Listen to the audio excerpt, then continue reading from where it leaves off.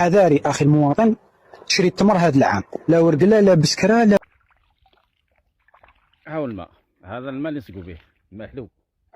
هذا انسان مريض، زعما ما كفاوش الناس اللي راهي تحارب فينا من الجهه هذه، الجهه الغربيه، جيران السوء.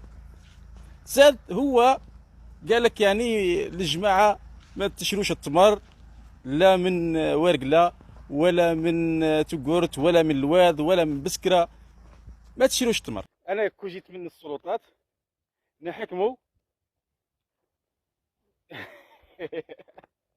ندير له 3 وجبات في النهار، ياكل غير التمر، فهمتني، ياكل غير التمر وبعدين نطلقوا يروح، ما ندير له حتى شيء، مش لانه مش لاحق له، ما لحقلوش هذاك التمر هذاك.